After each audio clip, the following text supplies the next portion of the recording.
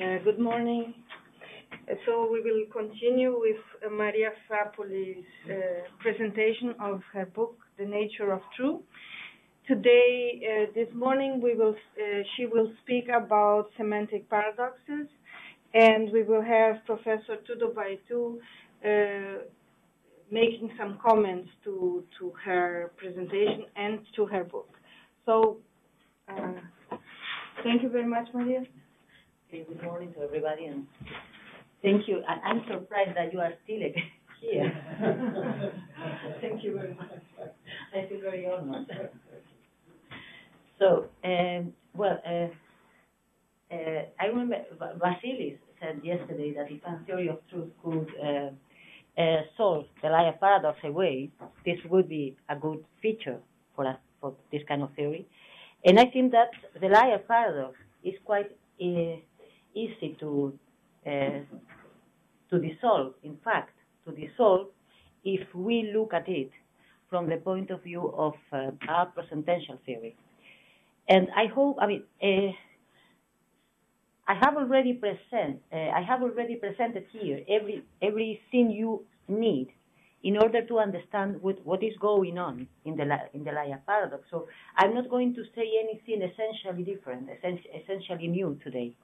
So I'm just going to present, to apply what we have said to the paradox. And I hope to show that the paradox doesn't deserve the attention it has had in the last century.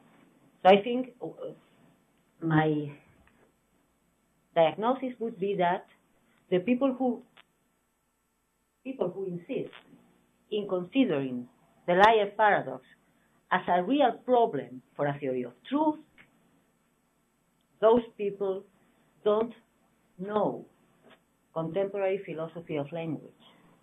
So the philosophy of language we do today, now, so at present, is perfectly able to solve this kind of paradox. So the idea, is there a liar paradox? Okay, possibly the simplest. There are many different formulations of the liar paradox, but possibly the simplest one are the following two. I'm lying, and this sentence is false.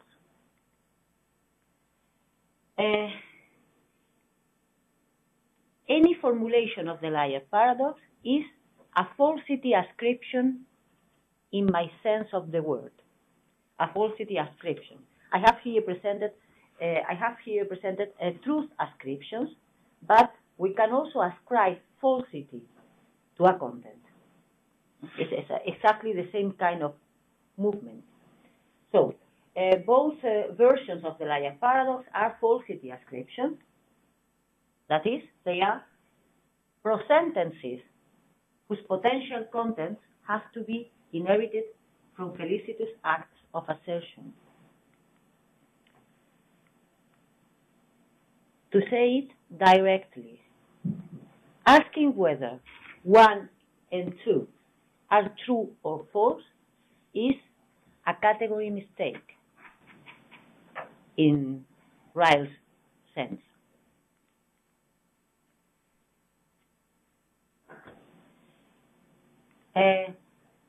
Liar sentences, this kind of sentence, since they are ascriptions, can be used to say something true or false only derivatively. So 1 and 2 are context-dependent expressions which don't say anything in absence of a genuine assertive speech act from which they borrow a semantically evaluable content. And the situation doesn't change if a further ascription is added. For instance, in the following exchange, speaker A say what B says is true, and speaker B says what A says is false. Okay. If you multiply ascriptions without offering a contentful speech act from which they can inherit their contents.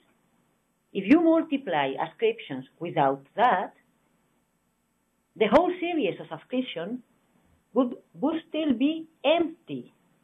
Okay? The idea is, well, you know, so what B says is true, doesn't say anything.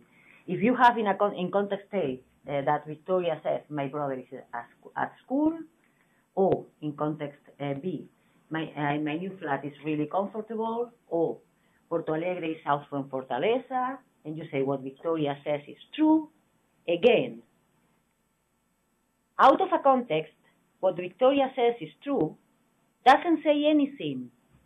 It's just a variable. If you relate this ascription to the first context, the content of the ascription will be that Victoria's brother is at school. The content of the ascription, when you relate it to the second to context B, will be Victoria's new flat is really comfortable, and so on.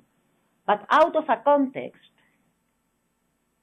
an ascription, a truth or a truth or falsity ascription that is irrelevant, an ascription is a linguistic entity that possesses linguistic meaning but lacks content altogether. Okay? What you are saying is that is true. What Victoria said is true is identical with the illocutionary force Victoria is saying. It's just the explicitation of the illocutionary force Victoria used. No. So wait a little bit. I'm going to explain what I mean. Here in this example, the idea is, well, I have said the same. I mean, I have insisted on this idea in the last 2 days. But the idea is a truth ascription as a speech act is a second-order speech act in the sense that to be contentful, it needs a previous assertive act from which it can inherit its content. This is the idea, but it is not just that we have two acts.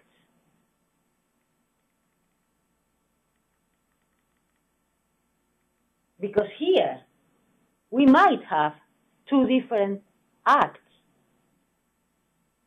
It is that we need two acts, at least, but one of them has to be a genuine assertive act in which a proposition is put forward. Otherwise, the whole series of ascriptions would keep to be empty.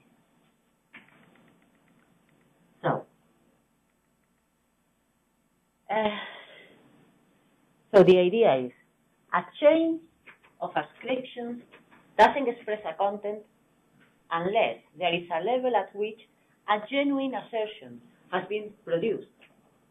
A genuine assertion. So in order for the description in 3 to be grounded, speakers A and B have to refer to something already said in a technical sense of said, not just uttered.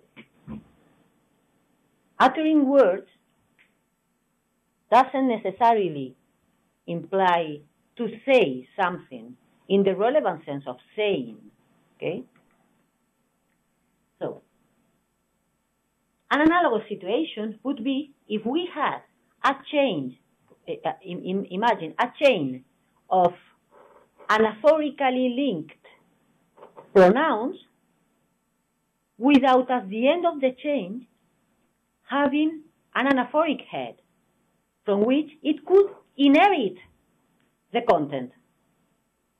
So the content would be, so the combination of all these anaphoric uses would have the effect of putting all the information together, which is one of the functions of anaphoric links.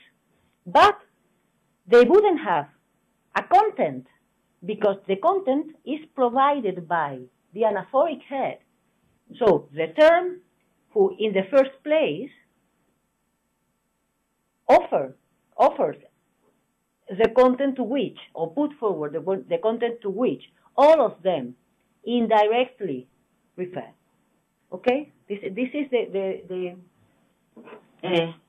analogy. So, when people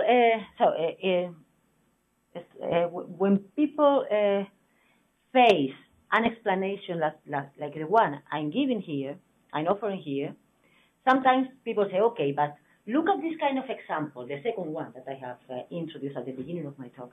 Look at this kind of example. Imagine that we have a sentence like this one. This sentence is false. Then you don't need a further speech act, because the subject of the sentence refers to the sentence itself. So apparently, this sentence provides with everything you need to understand what is going on, going on in a speech act in which it has been used. But this is a marriage. This is false, and no difference is made when we include, so change the expression this sentence to the expression this proposition is false, because the word proposition by itself doesn't have a magical effect. Just by saying proposition, you don't produce a proposition. You need an act in which a proposition is produced, but not the mere word. So, sometimes when people, this is the classical way of solving the paradox that has produced many different theories, for instance, the Russellian type theory and many others. Sometimes people blame reflexivity for the paradoxes and say, okay, the problem is that the liar sentences are reflexive. My diagnosis is that reflexivity doesn't play any role in the production of the paradox. So these sentences are faulty in some sense, but not because they are reflexive. There are many reflexive assertions that are perfectly okay, that are perfectly acceptable, for instance. So consider the difference between sentence 2, which is the liar, one of the liar sentences, so this sentence is false, and sentence 5. This is an English sentence. This is an English sentence. The sentence is self-reflexive, is reflexive. Is there anything wrong with this sentence? The answer is not at all. What is then the problem, or what is the difference between a liar sentence and a sentence like this one? Well, the contrast between examples 2 and 5 poses the issue of the bearers of properties. The bearers of properties. Not every property applies to the same set of objects or concepts. For instance, being red is a property of things, of physical objects, things that have a surface against which light can be reflected, for instance. Okay, being an English sentence is a property of string of words. Being the sum of two primes is a property of numbers. Being a liar is a property of rational agents.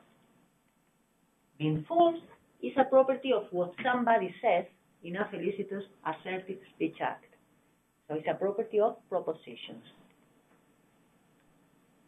Then, if I don't respect this simple classification, what we have are category mistakes. My book is read, the sentence can be used to say something true or false. But my attitude is read, it's just nonsense, unless we are giving to this sentence a metaphorical explanation, and we can talk about metaphor at the end if you like. This sentence is true. It's an English sentence. This sentence is true. It's an English sentence. It's a sentence by means of which we can say something true or false. But my daughter is an English sentence. It's just nonsense. 7 is a prime number. Can be used to say something true or false. But my 13 years old son is a prime number. It's just nonsense. Frege said something like that. The president is a liar. Is usually true, versus the coffee pot is a liar, is just nonsense. And what she said is true, can be true or false, but what she bought is true, is just nonsense. So all these things are quite trivial, quite obvious, but I want to focus on the problem. So sentences are not bearers of truth. The bearers of truth are propositions. So the liar paradox, a speech act in which a liar sentence is put forward, is a faulty speech act in which a part is missing, the missing from which the sentence can inherit its contents. So sentences as such are not truth bearers. They are only capable of bearing truth indirectly. We say that a sentence is true if an agent says something by using it, something true, but at least say something by using it. So, the analogy. You remember yesterday that I explained the semantic core of prosententialism, tracing the analogy between prose sentences and pronouns. The analogy is exact, it's correct. So the idea is, imagine, consider sentence, she is blonde. Is sentence 6 true or false? Neither. So we don't know. The sentence 6 doesn't say anything unless we use it in an appropriate context. So,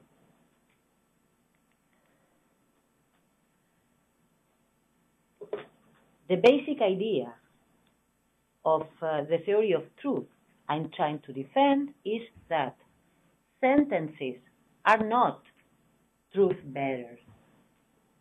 This claim applies to any kind of sentence, although it is easier to understand it related to non-eternal sentences like 6.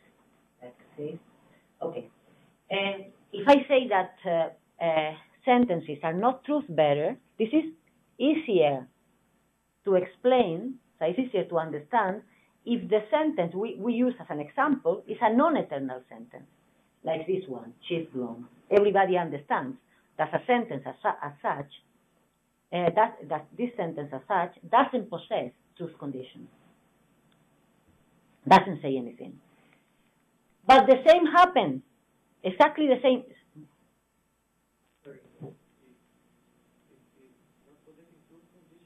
Not being true or false. There are different things, but when you, okay, so I have said don't possess truth conditions, and I want to say it, yeah, so I will explain it in a while, but you are right, it's not the same thing, it's not the same, but it is not, the idea is, so it is not that they say something which is neither true nor false. The idea is that they don't say anything. So they are not, so there are no entity able to bear truth values. Okay, so I think that one, sorry? They are just signs, just letters, just a string. No, not just string words. This is an English sentence. It's a correct linguistic entity. It's a well-formed sentence. So it's nothing that, I mean, it's not nothing. It's something. It's a part of our linguistic system. It's an instrument that we can use to do things. To say something. Yeah. Yes, for instance. Okay? But if you use it in a proper context, where there is a reference, where there is a discourse reference, and that discourse reference is female, and you succeed in referring to that reference with she, and that reference is blonde, then that sentence will be true. See, that's the indirectly. truth condition. Exactly. So it has truth condition. Yeah, but general. Yes. Okay, so general in the following, well, let me, so allow me 5 minutes, because it's something that I have developed. No, it's perfect. But it's a very good question. But it's something, and you can explain the difference between truth conditions and truth value in different ways. But it's something that I have thought about. So, okay. The sentence or the proposition? The sentence, because the sentence, but the difference you are pointing out is sentence and proposition, yes. But I have to say that I'm not, because I am a pragmatist, I'm really an instrumentalist. What I mean is that I'm not fighting about words. So if you prefer to say things in your way, it's perfect. So you know what I mean. So I have a way of saying things, but I don't object. So as far to some alternative way of saying things. So as far as we understand what we are talking about, we can say things in the way we prefer. Okay, so I don't have a precise and strict definition of what truth conditions are. So we can use the term in a flexible way. But in this case, distinctions must be very clear, because if you say what you said, I can only understand if I understand sentence not as proposition. So with sentence, I'm not saying anything because I'm not, if I'm not considering the proposition exactly connected with the sentence. So this distinction must be very clear. Yeah, it is clear. Okay. And it is clear for him too. Okay. So the idea is that he is pointing at something else, I think, and I will explain the distinction in a while. Okay, so I was saying that that the thesis that sentences are not truth bearers is easier to understand when we think of non-eternal sentences. But unfortunately, sometimes when we talk about truth, the kind of sentence we use are the kind called eternal sentences. Eternal sentences have, let's say, a stable truth value. And this truth value doesn't change from a context to another one. So it produces the effect that it is the sentence itself, the entity which bears the truth value. But still, I think that this is wrong. So, saying that Brasilia is the capital of the Federal Republic of Brazil is a true sentence is just a piece of loose talking. Sometimes it is harmless, but as the liar paradox shows, it is not always harmless. So the content of the mentioned sentence is recoverable without substantive contextual information. Its favored content is a development of the sentence's linguistic meaning. This is, now I think I'm in a position to answer your question. The idea is, some sentences, for instance, Brasilia is the capital of the Federal Republic of Brazil. Some sentences have attached, let's say, a favored content, in the sense that everybody can imagine what would be the content. It would be produced by using the sentence in a context. So the content is, as I have said, recoverable from the very sentence. But it doesn't mean that it is the sentence, the bearer of truth values. Still, the bearer of truth values is the proposition put forward. What happened with truth ascriptions?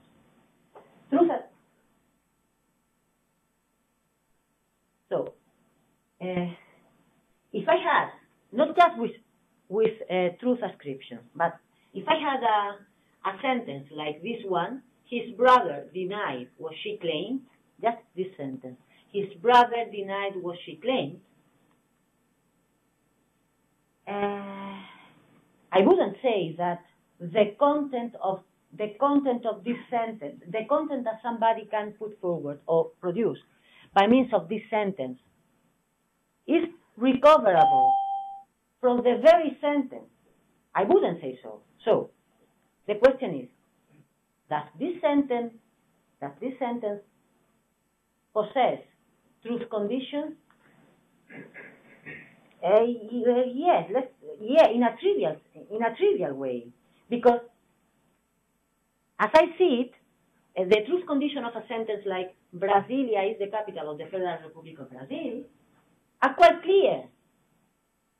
There is a city and there is a country and they stand in some relation. Okay, easy. But now, which are the truth conditions of a sentence like his brother denied what she claimed? Oh yeah, there is a brother, there is a sister, and one says something and the other rejected it. I don't know, but I think that we can see that it's not the same level. So we are going more and more abstract. And the highest level of abstraction are truth conditions. If I say, well, it doesn't matter. If I say what she says is true as a sentence, would you say that a sentence like this one has truth conditions? Yeah or no, or I don't know. So what she says is true.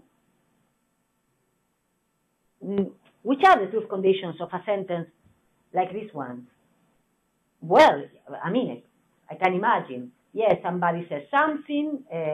The agent of the Speech Act to which the sentence refers is a woman, and she says something, and I endorse it, or whatever, or it corresponds to reality, or use your favorite definition.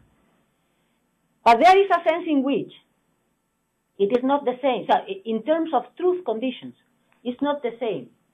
Saying that Brasilia is the capital of Brazil, and saying that what she says is true.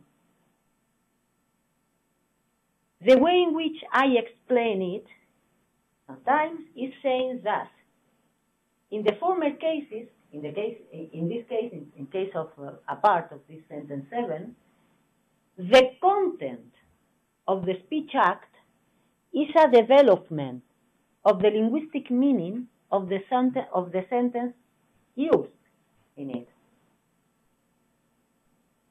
We produce a content by taking advantage of the linguistic meaning of the words I use.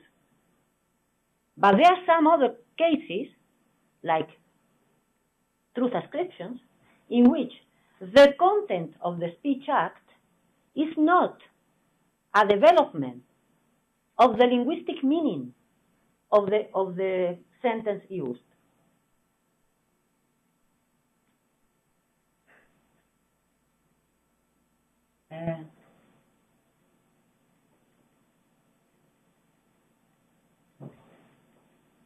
Here, consider again these examples. If I say what Victoria says is true, relating my speech act to context 1, what I'm saying is that Victoria's brother is at school. Now, what is the relationship in terms of linguistic meaning between my brother is at school and what Victoria says is true?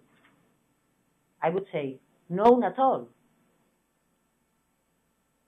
They don't even share a single word. Okay? So, we can say things using sentences that don't have any relation in terms of linguistic meaning with the contents that are produced by the utterance of the sentence. Okay? So in this sense, I think that, so all this argument is aimed at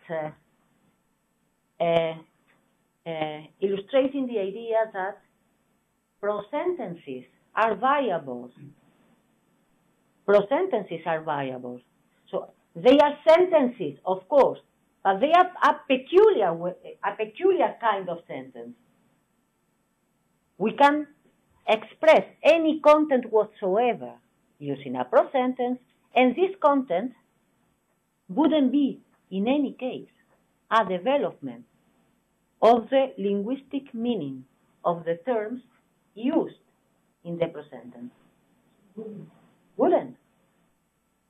So what Victoria says cannot be developed in any proposition. It's a variable. My brother is at school. My brother is at school. As a sentence, can be developed in order to recover the proposition that we can produce by using the sentence. But what Victoria says is true. What is the content that we put forward by the use of this sentence in isolation? The answer is no. Could, like, maybe emphasize this point by pointing out that what Victoria says is actually a definite description. Yes. It's at least approximately synonymous with the X, as Victoria says X. And so if you look at it that way, it's clearly a variable. Yes, thank you very much. And this is the way in which Ramsey explains this situation, and also Christopher Williams. This is why I have said that, I have said that pro-sentences are vehicles of generalization. Every time we use a pro-sentence, we have a generalization. A generalization doesn't mean a universal generalization. Sometimes we have, as when we say everything the Pope says, blah, blah, blah. Yeah, we have here a universal generalization. But every time that we use a pro-sentence, what we have is an act which is not first order, let's say, whose content is, an act whose structure has to be explained by means of variables and quantifiers of some kind. For instance, descriptors or universal quantifiers or whatever. Okay? So I think that this is important. I mean, the difference is important. For instance, in one of his latest books, in perspectival meaning, I think, Recanati suggested that we should get rid of the notion of linguistic meaning. I think that pro-sentences show that we shouldn't. So there is no problem in getting rid of the level of linguistic meaning when we are trying to understand first order ordinary sentences. There's no problem. It's okay. But in order to understand pro-sentences, as I have said in my first conference, in order to understand pro-forms, we need a two-factors theory of meaning. Essentially, we need a level which provides with suitable stability in meaning. Otherwise, we would say that that pro-sentences are ambiguous. They are not ambiguous in the list. They have a linguistic meaning which is stable. We don't change their linguistic meaning, but their content is completely, essentially context dependent. Okay? So,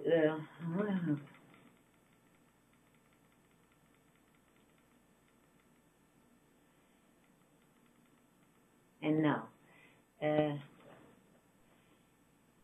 so just to conclude somehow, truth and falsity ascriptions as sentences, when we consider them as pieces of language, cannot be neither true nor false for two reasons.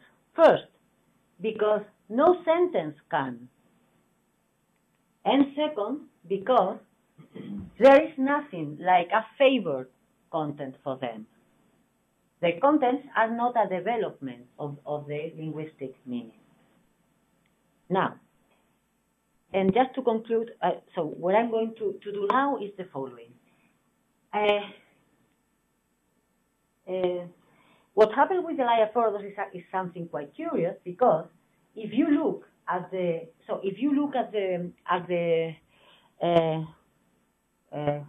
works of the philosophers of contemporary philosophers of language, they reject all the assumptions that you need to derive the paradox.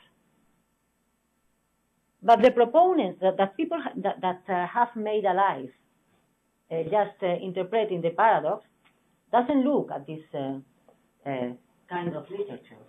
So sometimes I say that to dissolve the Laia paradox, we only need to do an exercise of data crossing. Just look at the Laia paradox and look at what philosophers of language say about how language works. So contrasting, okay, so nothing. Okay, yes. I have said no sentence is either true or false. And here is a text, a quotation by the Begrishrift, by Frege in the Begrishrift. Frege says, we can imagine a language in which the proposition Archimedes perished at the capture of Syracuse would be expressed thus: the violent death of Archimedes at the capture of Syracuse is a fact. To be sure, one can distinguish between subject and predicate here too, if one wishes to do so, but the subject contains the whole content and the predicate serves only to turn the content into a judgment. Such a language would have only a single predicate for all judgments, namely, is a fact. So, in the Begrishrift, there is just one predicate. The only predicate in the whole work is a fact. We see that there cannot be any suggestion here of subject and predicate in the ordinary sense. Our ideography is a language of this sort, and in it, the sign is the common predicate for all judgments. Okay? And here, for the idea that no sentence can be a truth bearer. So Sperber and Wilson, for instance, said, verbal communication is a complex form of communication. Linguistic coding and decoding is involved, but the linguistic meaning of an utterance, of an uttered sentence, falls short of encoding what the speaker means. It merely helps the audience infer what she means. The output of the coding is correctly treated by the audience as a piece of evidence about the communicator's intention. In other words, a coding-decoding process is subservient to a Grecian inferential process. This means that Sperber and Wilson, for instance, consider that sentences are means by which a speaker allows his audience to infer his intentions. But the process of coding and decoding, the process that, let's say, map words with their linguistic meaning, falls short of producing a complete content, a complete semantically evaluable content. Okay? And again, the same idea.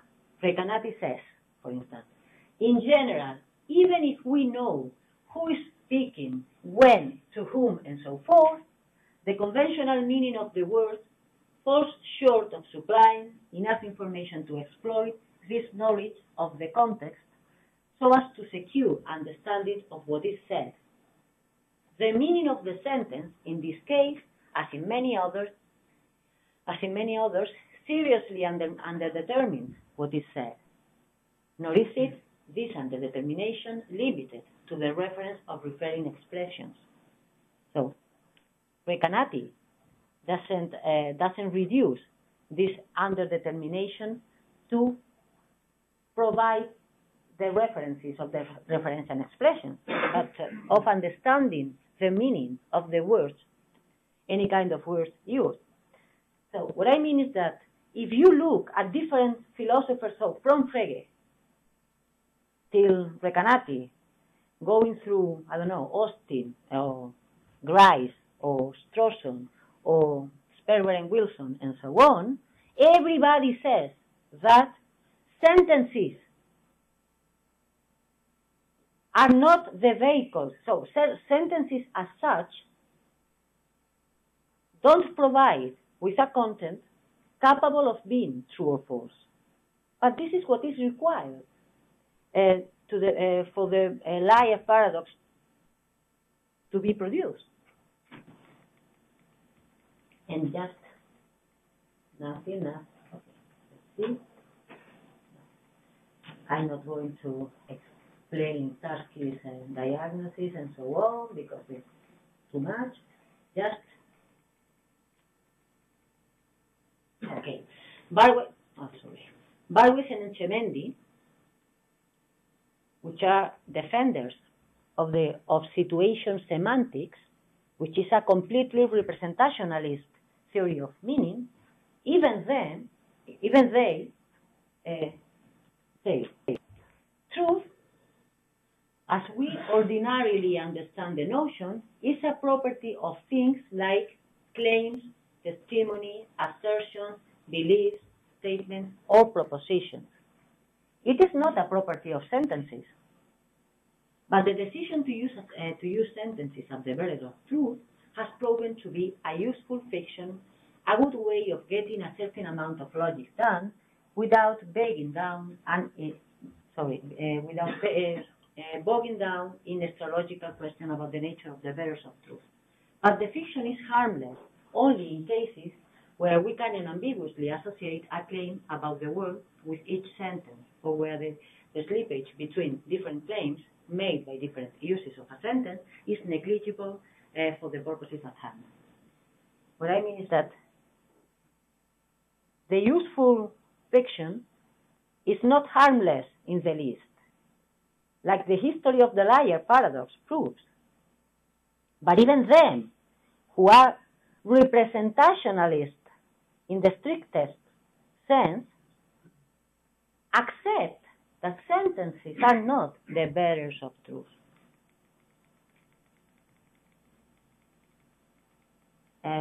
Okay, so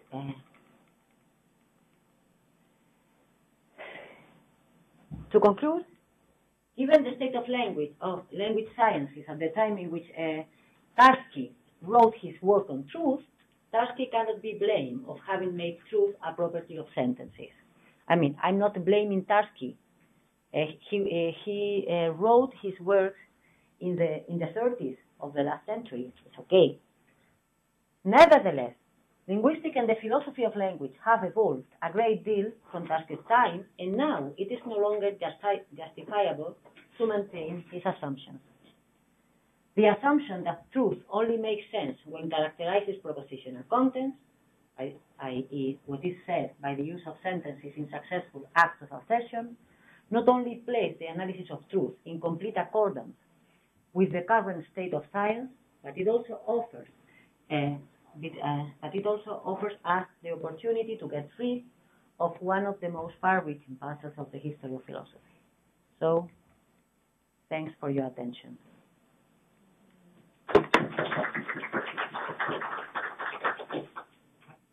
I know you're not a realist, but I think that your point can be stated in realist terms.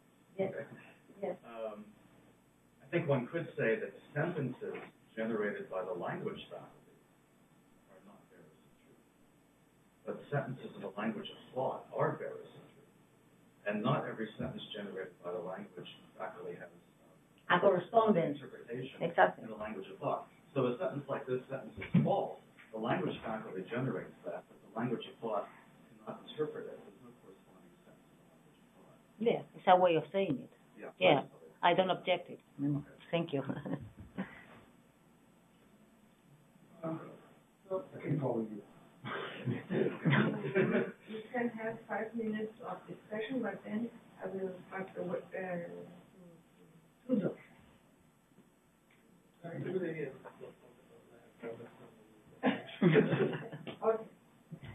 Of course, I'm starting with distinction, trying to understand all of that in the distinction between sentence and proposition. So we would say that the language of thought is propositional. It could play that role. Yeah. In some sense, because for instance, people like, Tudor or or Granada would say that, for instance, you cannot, the language is in the language of thought. This is a metaphor, of course, cannot be ambiguous, for instance, because they don't have gaps. And in this sense, a sentence is in the language of thought, even though I don't like this metaphor. In fact, yeah, you are right, play the role that I have attributed here to propositions. Can play this role, yeah. So, I see that one could object to this proposal. I'm not sure if it's a good objection, but I imagine someone could go like, so we have some kind of dilemma here. So either there is a category mistake in attributing truth values to sentence, or there is not. And so let's grant that there is a category mistake in saying that the sentence "he is there" is true, consists in a category mistake. Well, it seems that there is more than one way I can explain why it's a category mistake. So, for example, if I have a theory that says that truth bearers are ordered pairs of sentences with Tarskian interpretations, for sequences or whatever. Yeah. Right. So regimented sentences with their interpretations. These are the truth bearers. So this sentence "he is there" doesn't have an interpretation, so it can't be said to be true or false because it's incomplete, right? And then it would consist in a category mistake to say that this pure sentence or uninterpreted sentence is true or false. But even then, if we give this explanation of some class of category mistake through a description, one could argue that it doesn't follow that in the case of the liar sentence, the sentence is false, we don't have an interpretation in this case. So it would appear that I can have an interpretation for this sentence, right? I mean, I can have a Cartesian model in which this sentence is an object in that in the domain of that model, and it satisfies. It's in the extension of a certain predicate right there, and you know there is an interpretation. So it is not a category mistake because it is not non-interpreted. So, and another way to go would be to say, well, okay, let's grant it again that the true pairs are not sentences but propositions. Okay, so we have this derived version of the liar sentence or the self-referring sentence. The proposition that I am expressing right now is false, right? So here I'm again using a definite description, just as when I use the definite description, what Maria said to refer to the proposition expressed by Maria's assertion. I'm now using the definite description, the proposition expressed by my present act of assertion to refer to the proposition expressed to my own act of assertion. So, yes, this is the. Okay, of course, you can argue, and some authors have argued in similar ways, but the idea is, well, I have several levels of answering your objections. One of them, when you say about Tarki, for instance, you say, okay, in this case, we will have an interpretation, so it's not a category mistake because we really have an interpretation. It's not, let's say, it's not incomplete. The entity to which we attribute true is not incomplete. To say it directly, this is irrelevant in the sense that there are two different how can I say it, diagnosis here.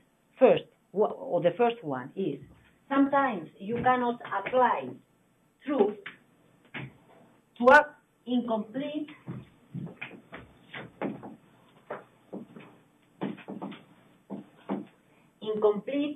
entity.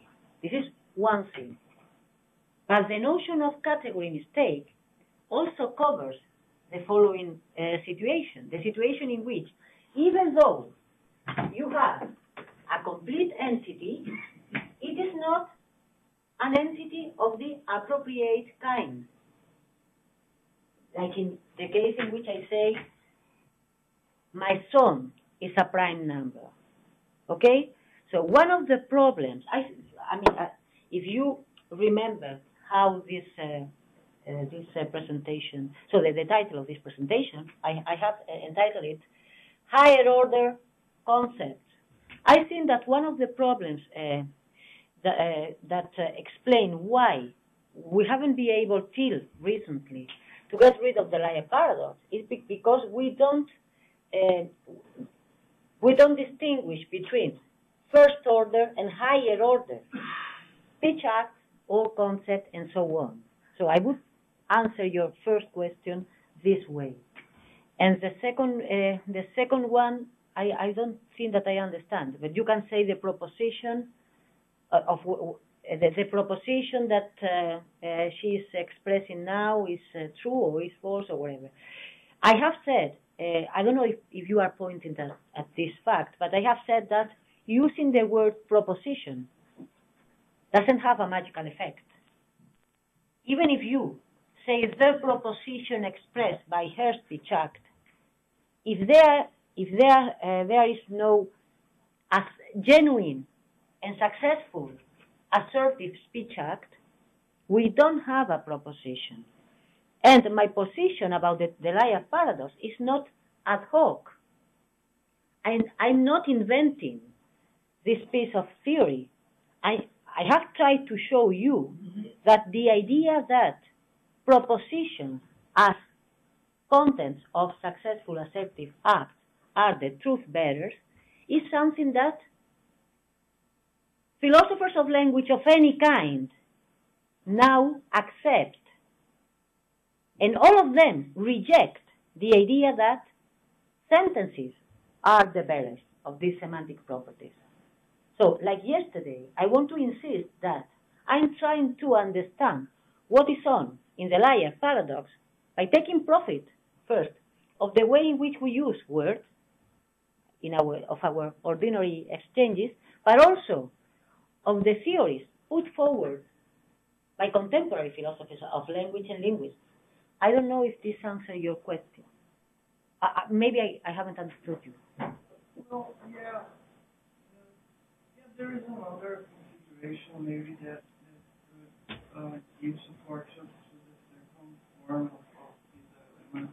So those very examples you presented of reflexive context, which are related to those acts of assertion, for example, pieces of a sentence in English, and when it seems to me that when you say that the liar sentence doesn't inherit content from a previous linguistic act or entity.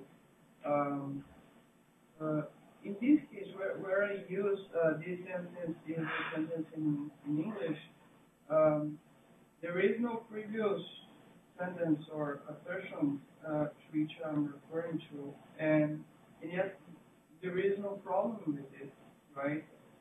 So why is there a problem with the liar sentence only and not with these other reflexive? Well, this was part of my point, that the predicate in the second sentence, in a sentence such as this is an English sentence, you are predicating a property to an entity which is appropriate for this property. Because being an English sentence is a property of sentences. Nothing wrong here. But being true is not a property of sentences. It's a property of propositions. So in the second case, you are attributing a property to a suitable entity, which is a sentence, but not in the first case. This was my point. And this is why I insist in this notion of the bearers of properties and this idea of the category mistake. And I was thinking that if we change the liar sentence and make it a truther, the guy who says the truth sentence, then it would be an objection to your point. But I'm not thinking it actually supports your point. So look at this sentence. So I'm taking Luis's case, right? I'm not talking about sentence. It's third form. So the proposition I am now expressing with these very words I am saying is true. The proposition I am now expressing with these words is true. I wanted to say, well, no problem with that, so you lose, right? But I'm thinking there's a problem with that. Because, in a sense, what I just said is nonsense. And that's a category mistake, it's the same category mistake, so you would like to support that, right? Yeah. So if I say the proposition I'm now expressing is true, again, I haven't said anything. Yeah, and I think of it, I think, I have told you that I'm an inferentialist, so I'm not representationalist at all. Imagine if I say the proposition I'm saying is true, in order for my speech act to produce a proposition, I should be able to explain what follows from it and from which it follows. It follows. What follows from a proposition, which is nothing. A proposition like the proposition I'm producing right now is true. Nothing at all, because there is no proposition produced. Okay? And in another sense, something, part of my problems with the liars, I mean, I can't understand how such intelligent people like, I don't know, Hartfield and many others, Anil Gupta, and have made of the liar sentence, of the liar paradox, their lives. What do we mean by lying? By lying, we mean saying something which is false, saying something that we don't believe. Okay, full stop. As if it were true. As if it were true. Well, okay, yeah, but the first part is saying something. What are you saying when you say this is false? You are not saying anything. So your act has no effect from an inferential point of view. And if you are a representationalist, your sentence doesn't represent any state of affairs, which is the state of affairs represented in a sentence like, I'm lying. Nothing, or this is false. They are variables. So their contents, the virtual contents, are not a development of the linguistic meaning. So by themselves, they don't produce any kind of proposition. At least it is my... 1 minute.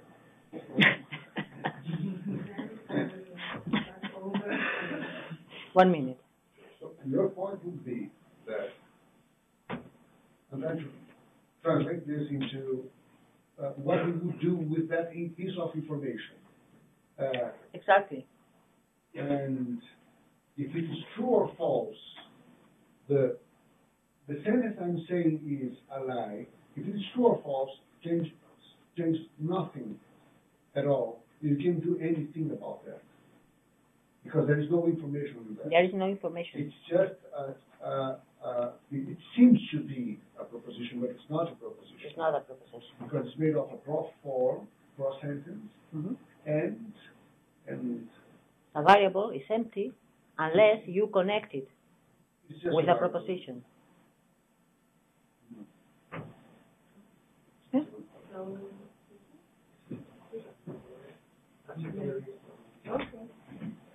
Do you have slides to do? Do you have slides? No? Okay, so No need. It's going to be really easy. you don't need it. Just, Okay, so I can stand. no. Okay, I will take my stuff.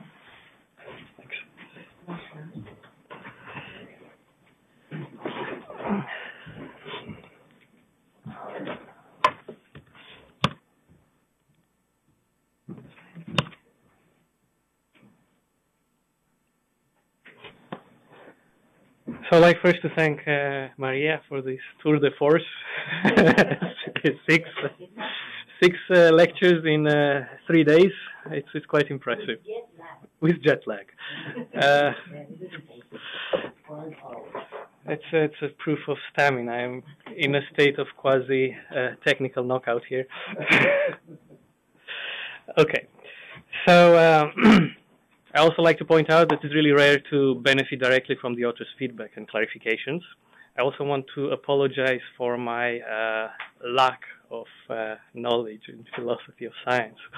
And I really would like to thank John and Vasilis and Adriano and Luis for making the relevant comments about the liar's paradox. I understood that there is a huge, basically, disagreement between you, what you take to be the structure of language and what Russell takes to be the structure of language, and the liar paradox arises when you assume this atomic view on propositions.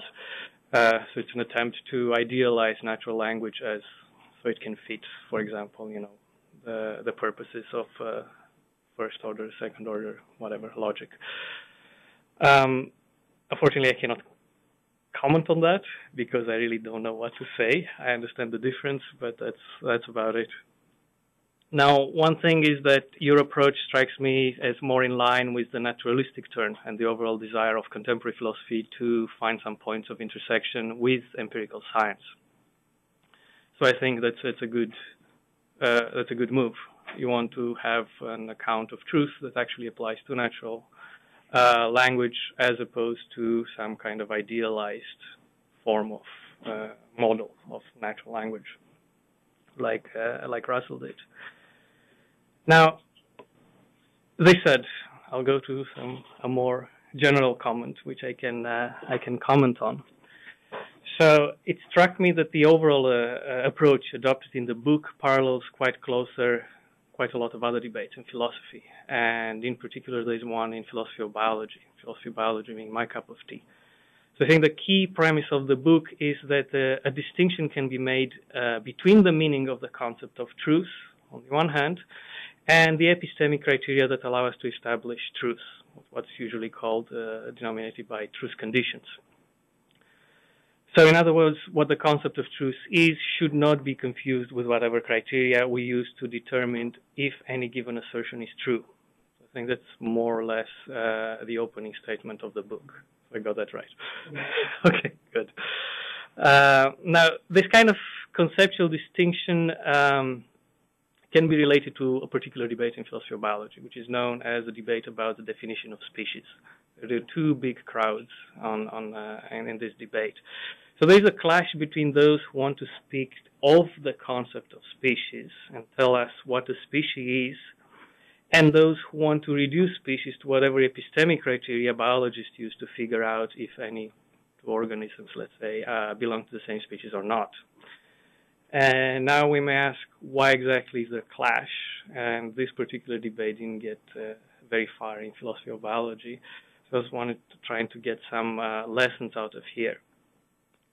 So there is a clash because the two sides emphasize two very different aspects of the problem. So on the one side, the adepts of the concept of species want to tell us what the species really are interested in defending an ontological view about the nature of species, which in turn will determine the function this particular concept plays in the overall structure of scientific knowledge. And usually the species are treated as units of generalization, the basis for units of generalization. So crucially, this definition has nothing to do with any other further considerations about whether one is justified in talking about species in any given particular context. And in fact, conceptualists are very happy to allow biologists to adopt whatever criteria of justification are best suited to the circumstances. Now, as it turns out, things didn't just stay there, things got more complicated. And got complicated because scientists responded to this particular philosophical debate. And science typically responded that making claims about what species really are, or how they function as units of generalization, is definitely a philosophically fulfilling enterprise. But this kind of answer simply doesn't satisfy the needs of science. And it's not as much as scientists deny, let's say, the functional role of definition of species as a locus of generalization in biology, but rather they think that the real problem is figuring out what are the right epistemic criteria for delineating species, because this criteria not only determine whether generalizing is legitimate or not, but also what exactly is being generalized and which are the objects to which the generalization is applied. So from this perspective, the problem of species is the absence of a consistent set of non-contradictory criteria, a set of criteria that always gives the same results. Now, the fact that the consensus was not reached within science has simply been taken by many scientists and philosophers to be an indication that there is no unique concept of a species. So that was the end result. But in fact, there are as many concepts of species as there are criteria for differentiating species, and each of these concepts plays a very different function in science. They cannot all be reduced to the same kind of ontological claim, which in turn would support this kind of generalizations. So I think it's getting clear where I want to get with all this. Something similar can be said about the concept of truth. So I honestly see no problem in agreeing that a unique concept of truth can be defined relative to the function it plays in the context of linguistic practice. And in fact, I'm quite sympathetic to this approach because it strikes me to be an attempt to account for a linguistic phenomenon. The sense in which the way you do philosopher's language, it's more akin to philosophy of science. It's a philosophy of the linguistic science where linguistics is viewed as an empirical science. So it would seem that from this perspective, you started with this elephant problem in the Indian parable. So from this perspective, the chimeric creature that's described in the parable, it kind of vanishes and gives place to this coherent creature that we immediately recognize as being an elephant. Now, on the other hand, I'm also worried that this kind of answer will tend to satisfy primarily a linguist. And the reason is that it addresses the problem of truth as being strictly a linguistic act. So on the hand, this is the strength of the account because it's an attempt to figure out what truth means in the context of natural language, as opposed to trying to defer it to some kind of more or less idealized logical version of natural or logical model of natural language.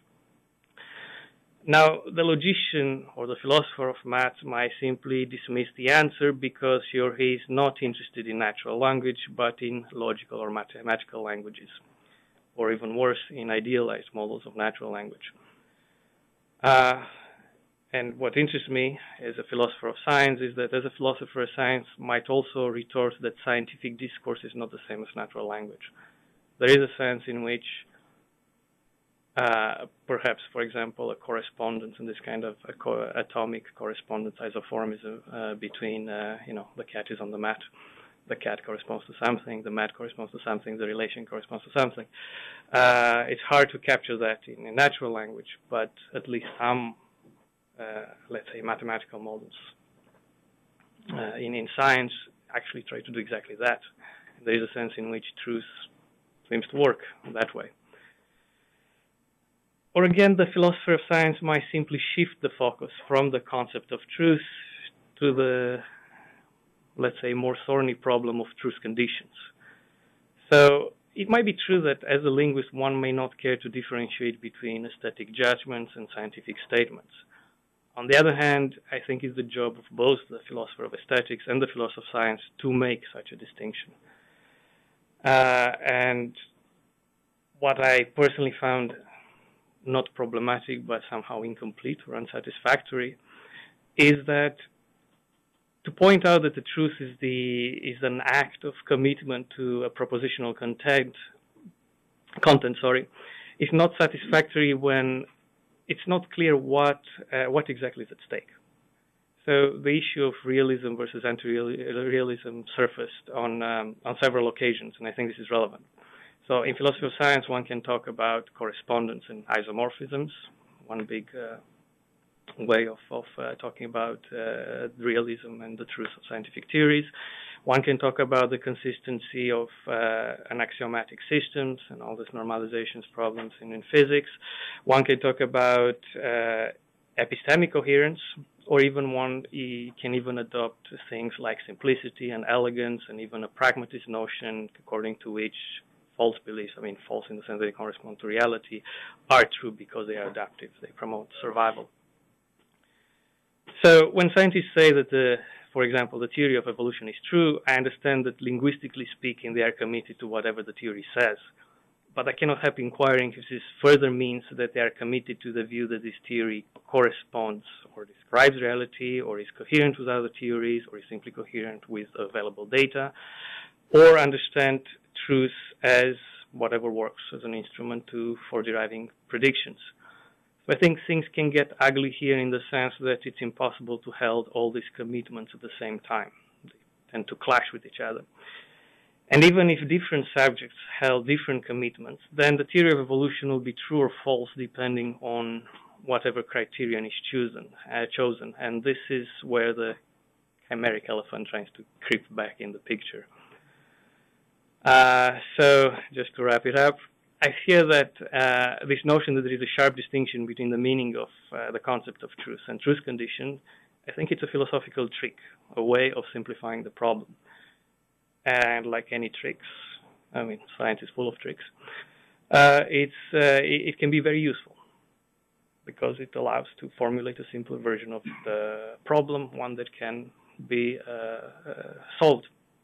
But it can also be misleading.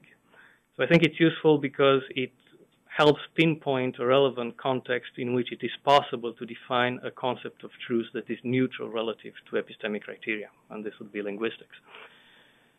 But it may also be misleading to call this concept of truth a theory of truth, when in fact is only a theory of truth in linguistics. So I think in this sense I want to reiterate the previous comments made by John and Sophia, which I think they did not as much were disagreeing with the notion that truth can be defined relative to its function in language, but they were rather concerned that the story is incomplete. There is something else to be said about truth over and above its role in natural language. That's my comment.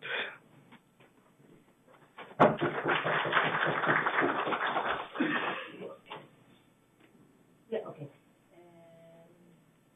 Well, you are right in some points, and of course I don't agree with you in some others. First, I'm a naturalist. It's true.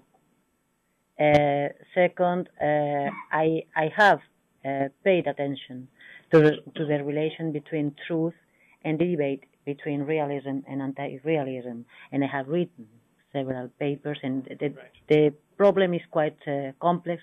I'm not going to be able to explain it here now, but something which is relevant is that I understand the difference between the definition and criteria, but criteria are linked to content, not to truth ascriptions. This is my point. My point is that if you attribute truth to a mathematical content, in order for you to be able to assert this content, you have to pay attention to the realm to which this content belongs in the sense that it is mathematical, so you need some kind of methodology, and the criteria are such and such, and this is different from the criteria or methodologies or whatever that you have to put to work when you are asserting a content in aesthetics or in empirical sciences or in, I don't know, religion. But when you say that any one of these contents is true, the kind of act you are performing is the same. So, I'm perfectly prepared to to see the distinction between definitions and criteria, although that criteria relate to the contents of the speech act, the proposition that you have to put forward, whereas, as I see it, the definition of truth has nothing to do with the epistemic criteria by means of which you are allowed to put forward the content to which truth is attributed. This is my point. And second, I'm interested in linguistics, but not only in linguistics in the following sense. I usually say that it's curious, but philosophers of language are not interested in languages. So we don't do linguistics in the strict sense. So I'm not interested in English or Romanian or Spanish. So I'm not I'm not dealing with linguistic entities. Philosophers of language deal with concepts, and of course I'm prepared to accept that ordinary concepts such as our use of truth in our ordinary exchanges, ordinary concepts can be used in a different way in some other context, for instance, in a scientific context. Of course, no problem with that. So we have technical uses of ordinary concepts. But in order to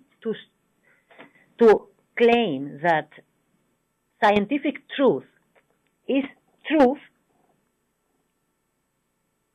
we should be able to trace some connections between the uses of truth in scientific context and our ordinary uses. Otherwise, we should change the label and say scientific truth or scientific truth, but it's not truth. Okay?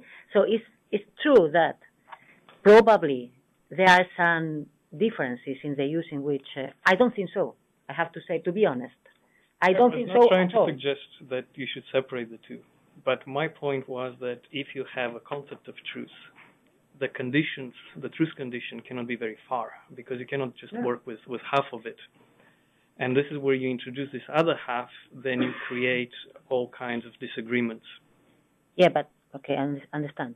But I don't agree in the following sense. The differences between many uses of truth have to do with the content of assertions, not with the function that truth plays in the natural language. Yes.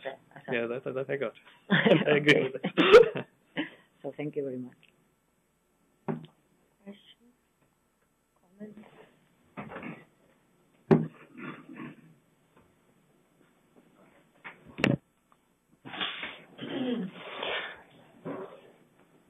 Yes, one of the tricks of philosophy of language, especially the philosophy of language not very much keen of natural language, is to separate conditions, truth conditions, and truth ascriptions, let's say, like that.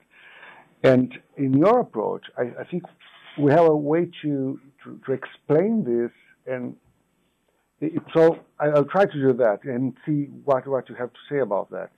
In our natural use of the word true, we are very much interested in the criteria. So it's very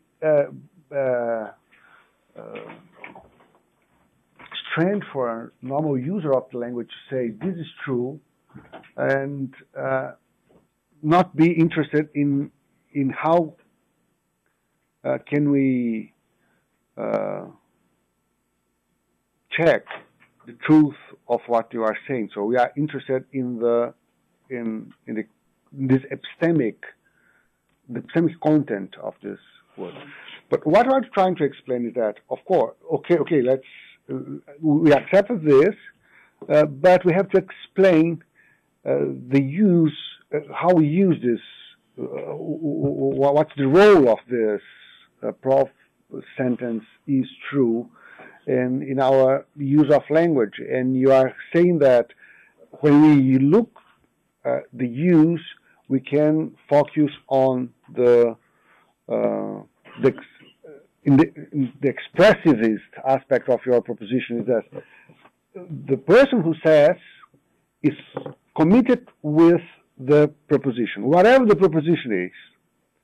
So, but one thing, and now we can explain that our interest in the criteria is that to be committed, because you are committed with what you are saying, is not enough to guarantee the truth of the proposition. So, and of course, when we are speaking with each other in natural language, we depart from the point that we all assume that we are committed with what we are saying. So this part we kind of presuppose, and that's why we are usually interested in that criteria only. But of course we presuppose all of that, and you are explaining this presupposition, which is not trivial in a sense. Am I saying something? Yes, perfectly. Yeah, sensible? Yes. And I agree with Austin in that a theory of truth is a series of truisms. So, unfortunately, I'm not saying anything very interesting. But if you think of the way in which,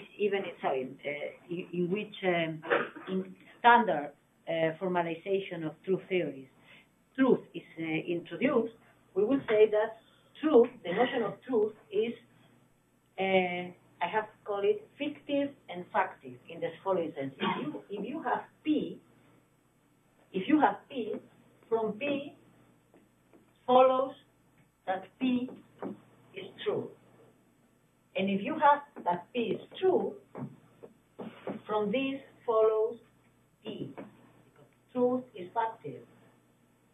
No mystery here. Then, this is completely correct. What is the problem that for instance, the problem to which Tudor has pointed to? The problem of criteria in scientific debates and so on. Imagine that I say every even number is the sum of 2 primes. I don't know. Which are the criteria by means of which I will be able to establish this content? Well, I don't know. Okay, yes, we have to do many calculations. Probably nobody knows if it is true or not, and blah, blah, blah, blah. Again, imagine there is an alternative debate about, so and somebody says that, I don't know, natural creatures evolve by means of natural selection. I don't know. Which are the criteria by means of which I can, blah, blah, blah, blah, establish a content like this one? Criteria are very important, are crucial, but are crucial for assertion. Then, once we have the criteria to be able to assert this, then saying that this is true doesn't add anything to the content of the content that has been asserted. And again, saying that this theorem, if it is a theorem that I don't know, is true, saying that it is true neither needs further calculations nor adds anything else.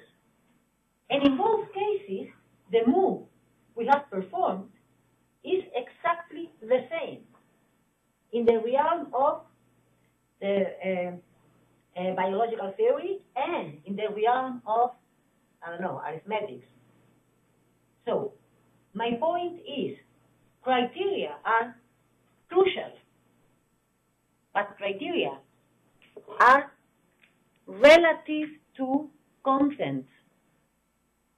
And contents are the entities that are produced by means of acts of assertion. And once we have this, then applying truth to this content is performing the same kind of movement in any context. This is why I think that truth is the same in mathematics and in religion. Of course, I'm not saying that the criteria for assessing religious contents or mathematical contents are equivalent. They are not. But criteria are important for assertion. So are they important for truth? Of course, because truth is dependent on assertion. But we shouldn't look at the criteria to understand the meaning of truth, because the criteria are highly context dependent. You can't give general criteria, but in a trivial way. So you can't give criteria that apply in the same time to biological contents and religious contents. You can't. You can't give a set of criteria that apply in the same sense to mathematical contents and empirical contents. So, if we don't make this distinction between meaning and criteria, you will say, as many people do, that truth is ambiguous, or that there is a kind of truth that applies to mathematics and another kind of truth that applies to empirical science. And I think that this is wrong. But not because I want it to be wrong, but because the way in which we use the term is exactly the same in scientific communities of any kind and in our ordinary exchange. This is my point. I just wanted to quote you. Oh, my God. When you told Tudor something, I will read, something like that. It is true, you said, that scientists are worried with the true or reality of states of affairs. In this sentence, it seems, to me at first glance that you were using true in a more realistic sense. No, I mean, See, doesn't it? Okay. Okay. That's Look, what. now, because sometimes when I began to work with the notion of truth, I consider myself anti-realist. Till I decided that no, I'm a realist, because I'm a mammal, and we mammals are default realists. We cannot help but being realists. I cannot doubt that you are realist. So I'm a realist, but it doesn't mean that I am a metaphysical realist. So I don't think that there is a reality. I don't understand even the word. A reality out there to which I don't know. I launch some act of referential act to reach something which is over there. In the other part of an epistemic gap. So I think that this is just stupid. So, but now I'm a realist, and also I'm a correspondentist. I'm Aristotelian. I'm a correspondentist because I think that saying that saying that the sentence today's Friday is true is equivalent to saying that today is Friday. If this makes me a correspondentist, I'm a correspondentist. Again, state of affairs. For me, state of affairs is this discourse about the state of affairs is as empty as the discourse about reality and as the discourse about correspondence. It's our way of pretending we are saying something without saying anything. So, of course, I would say, I agree that scientists are interested in discovering state of affairs. I'm not lying when I say this, but I know what I mean by this. And I could explain it to you because, I'm not going to do it. I don't like to be boring, but this is just a generalization. I'm not saying anything. If I say that scientists are interested in discovering state of affairs, I'm just saying that for all P, if P, then scientists would be interested in discovering that P. I'm a realist. Yeah, I am. I'm an animal. I am an animal, so I have to be realist, but nothing else. Okay, so I'm not contradicting myself. Maybe I am contradicting myself, but I don't think so. May I say something? You would say that you are a realist in terms of the content. I'm a default realist. No. In terms, considering the content of the proposition, because you cannot be a realist in terms of truth as you describe it, because it makes no sense. The only sense it makes is that, of course, we are expecting from you, when you are saying something, some content, when you are expressing something, we are hoping that you are really committed with. Yes. Okay, but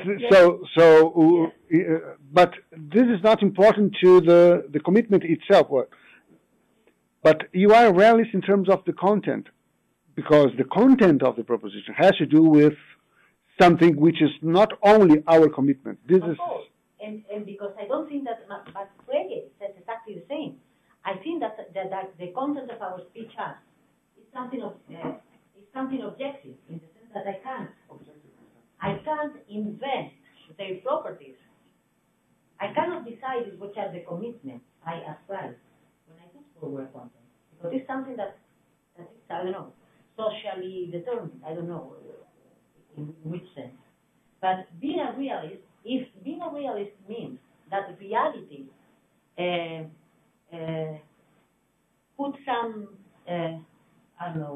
restrictions or restraints, then I'm a realist. But it's not the way people treat realism in terms of truth. So if you don't make the distinction, realism of truth is metaphysics. Yeah, but I have decided not to fight to anybody about realism. So I'm a realist. Okay. Thank you very much, Maria.